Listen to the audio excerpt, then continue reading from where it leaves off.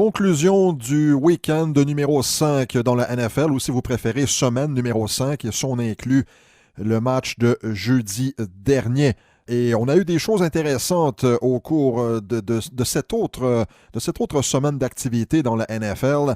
Performance incroyable des Colts à Kansas City contre les Chiefs. Il n'y a pas grand monde qui l'avait prévu, celle-là. Pour leur part, les Saints ne semblent pas s'ennuyer de Drew Brees. Dans le camp des Redskins, le coup près est tombé sur Jay Gruden et Christian McCaffrey se dirige vers une saison record. Mais la chose qui retient davantage l'attention, en tout cas selon moi, selon bien des médias, entre autres américains et quelques-uns du côté canadien, c'est la performance atroce des officiels en fin de semaine. Plusieurs décisions extrêmement douteuses vont peut-être inciter là, la Ligue à se pencher éventuellement sur ce dossier, des décisions qui ont influencé l'issue de certaines rencontres. Alors, on débute avec ce match entre les Jaguars et les Panthers, victoire de la Caroline 34-27 dimanche.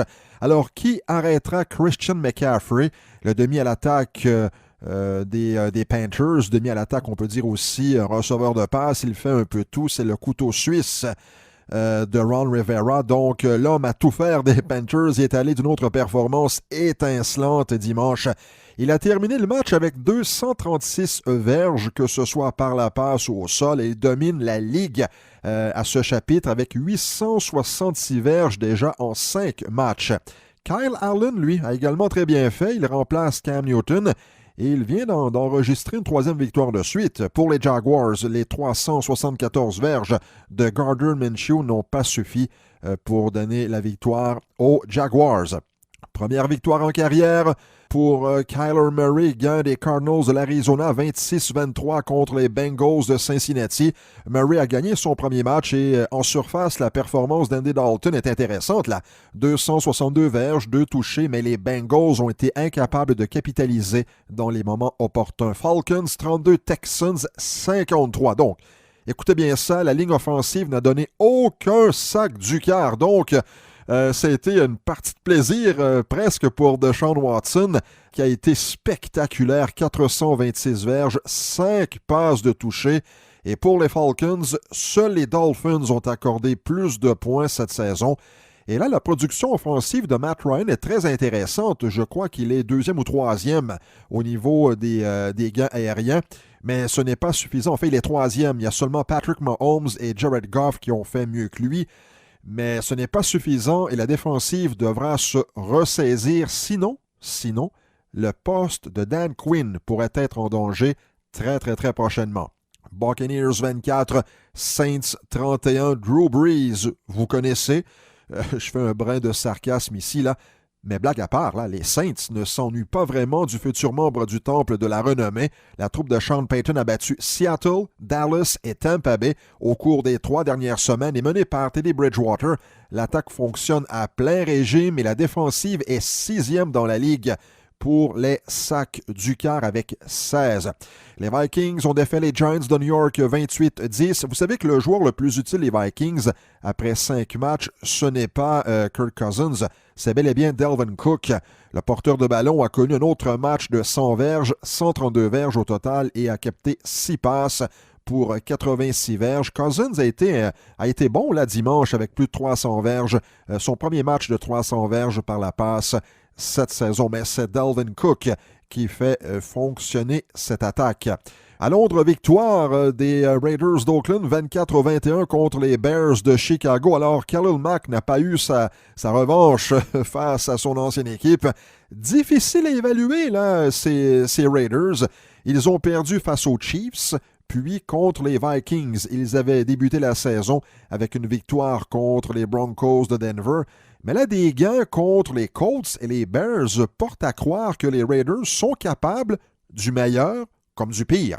Alors, mais chose certaine, la jeune équipe de John Gruden a le potentiel, je dis bien le potentiel de causer des surprises et il ne fait aucun doute que Josh Jacobs était le choix à faire. Lors du dernier repêchage, la recrue arrive au 5e rang pour les gains au sol dans la Ligue nationale de football. Autre revers des Jets de New York, et ce n'est pas le dernier, cette fois 31-6 face aux Eagles. Philadelphie a totalement dominé. La défensive des Eagles a réussi 10 sacs du quart. 10 et a retourné 2 interceptions dans la zone payante. Les Jets n'ont jamais été dans le coup. Les Ravens ont vaincu les Steelers 26-23 en prolongation et ça fait mal aux Steelers qui avaient besoin de cette victoire. Malheureusement pour eux, tout s'est écroulé en surtemps. On a vu la séquence, l'échappée de Juju Smith-Schuster qui a mené au placement victorieux des Ravens. Mais vous savez quoi?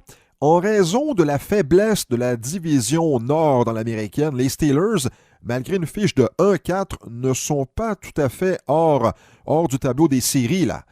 Cette division-là sera remportée par une équipe avec à peu près 10 victoires. Alors, écoutez, oui, la pente est abrupte, mais il n'y a rien d'impossible dans cette division. Les Bills ont eu raison des Titans du Tennessee 14-7. Les Bills ont rebondi suite à cette défaite contre les Patriots le week-end dernier. Et une fois de plus, la défensive a fait le travail en limitant l'un des meilleurs porteurs de ballon de la Ligue, Derrick Henry, à moins de 4 verges par course. Et justement, parlons-en des Patriots, victoire facile contre les Redskins de Washington, 33-7. Les questions étaient nombreuses quand même, la suite à cette victoire face aux Bills. L'équipe de Bill Belichick a répondu avec un gain facile contre Washington, qui a d'ailleurs congédié l'entraîneur-chef Jay Gruden lundi. La défensive n'a pas encore accordé de toucher par la passe et a établi toutes sortes de records après 5 matchs. Certaines marques remonte aux années 40. Alors, ça va très bien pour les Patriots, comme le dit le bon vieux dicton, tout baigne dans l'huile. Tom Brady a lancé 3 passes de toucher, tout en réussissant plus de 300 verges de gains aériens. Les Broncos ont vaincu les Chargers 20-13. Au fil des ans, les Chargers ont souvent échappé des matchs qu'ils auraient dû gagner. Ajoutez à cette liste ce revers-là face aux Broncos de Denver qui n'avaient pas encore gagné une rencontre cette année. Denver n'a rien fait d'extraordinaire, sauf jouer serré en défensive. Melvin Gordon n'a récolté que 31 verges sur 12 courses, lui qui revenait au jeu après une grève de plusieurs semaines. Philip Rivers a lancé 2 interceptions. Revers des Cowboys de Dallas 34-24 contre les Packers de Green Bay. Est-ce que les Cowboys peuvent remporter les gros matchs? Parce que là, après 2 gains faciles contre des équipes de bas de classement, ils viennent de baisser pavillon contre 2 formations qui pourraient se retrouver en série, les Saints et les Packers. Dak Prescott a récolté 463 verges par la passe, mais a été victime de 3 interceptions, dont une dans la zone des buts. La défensive des Packers a fait le travail. Finalement, la journée de dimanche s'est terminée avec la surprise du week-end, victoire des Colts contre les Chiefs, 19-13. Oui, ça a été vraiment la surprise du week-end. La troupe de Frank Reich a eu le meilleur sur les Chiefs. Le score final, mais aussi un terme à la séquence record des Chiefs qui avaient inscrit au moins 25 points dans 25 matchs consécutifs. Patrick Mahomes a été harcelé tout le match par la défensive des Colts. Justin Houston a connu son meilleur match de la saison face à son ancien club. Il sera intéressant maintenant de voir si la blessure à la cheville de Mahomes aura un effet sur la qualité de son jeu. Il y a Sammy Watkins qui a lui aussi été blessé, tout comme le plaqueur défensif étoile Chris Jones. Alors, à surveiller là, cette situation du côté des Chiefs. Et finalement, au Monday Night Football, lundi, victoire des 49ers 31-3 contre les Browns de Cleveland. Les Browns n'ont jamais été menaçants pour les 49ers. Ces derniers ont remporté la rencontre, oui, facilement, c'est le cas de le dire. Et San Francisco demeure invaincu, tout comme la Nouvelle-Angleterre. Et si Jimmy Garoppolo a été moyen, l'attaque terrestre des Niners a été époustouflante avec 275 verges et 2 touchés. Baker Mayfield a été victime pour sa part de 2 interceptions. Nick Bosa a connu un gros match avec 2 sacs du quart. Alors, on se rend compte d'une chose du côté de Cleveland. Il y avait beaucoup d'attentes, mais entre avoir des attentes sur papier et matérialiser le tout sur le terrain, il y a un monde de différence.